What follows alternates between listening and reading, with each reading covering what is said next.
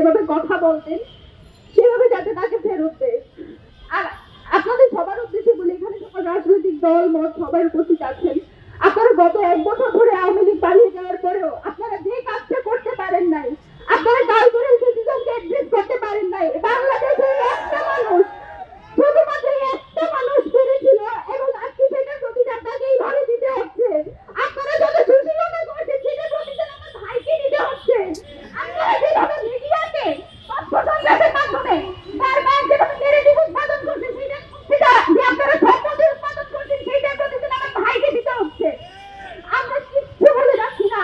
আপনি জানি মিডিয়াতে কে কে উল্লেখ করেছে। গত 2 দিন আমাদের চোখে শুধু একটু দেখতেছেন, আমাদের বুকের ভিতর যে পারো সেটা আপনারা এখনো দেখেন নাই। আমার ভাই ফেরত আসবে, বাংলাদেশের স্বাধীনতা সার্বভৌমত্বের পক্ষে কথা বলবে এবং এই মিডিয়াতে যারা বিভিন্ন ভয়াবহ পতনের মাধ্যমে আমার ভাইকে হত্যাযজ্ঞ করার চেষ্টা করেছে, আমার ভাইয়ের জীবন মৃত্যুর সঙ্গে করে যারা বারবার উল্লাস করেছে, যারা বিজয় উদযাপন করেছে, আমি তাদের সবাইকে চিহ্নিত করে রাখছি। আল্লাহ যদি আমাদেরকে বাঁচায় রাখে, ইসলাম মন্ত্র যদি বেঁচে থাকে, বাংলাদেশে কালচারাল ফেসিজম যারা কায়েম করতেছেন আপনাদের সবার জন্য আমরা সারা জীবন মুক্ত হয়ে থাকবে, মাথায় রাখবেন। আমি আপনাদের কাছে এইটাই দোয়া করবো, আপনারা যেখানে আছেন আমরা আওয়ামী লীগের প্রতি সবসময় সবাই এক থাকি।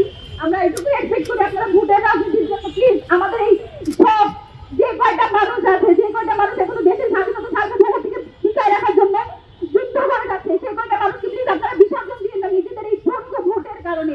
বাংলাদেশের ছাত্র আপনাদের এই ভোটের চেয়ে অনেক বেশি, আপনাদের নিজস্ব যে ব্যবসা বাণিজ্য সেসবের চেয়ে অনেক বেশি বাংলাদেশের স্বাধীনতা সার্বভৌমত্বের যে দাম সেটা প্লিজ আপনারা বিসর্জন দিবেন না, সেটা বিক্রি করে দিবেন না।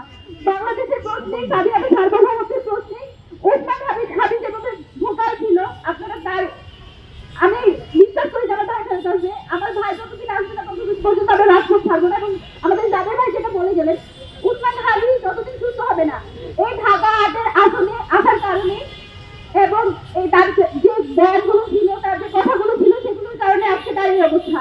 এবং আমি যাদের ভাই আমাদের ইনকিলাব মঞ্চের যত মেম্বার আছে আমরা আপনাদের সাথে নিয়ে সংগ্রাম জারি রাখবো এবং ওসমান হাদিকে ইনশাআল্লাহ আমরা সংসদে পাঠাবো। আপনাদের সবার দোয়া চাই, আপনারা সবাই আমার ভাইয়ের জন্য দোয়া করবেন। আল্লাহ যাতে তাকে সুস্থ অবস্থায় ঠিক আগের মতো যেভাবে বঙ্গবন্ধু সে স্লোগান দিত, যেভাবে বলিষ্ঠ কণ্ঠে সে বক্তৃতা দিত, সেভাবে তাকে আমরা তাকে ফেরত পাই। আমার ভাইয়ের জন্য দোয়া করবেন। আর কিছু বলার মতো শক্তি সাহস চাই।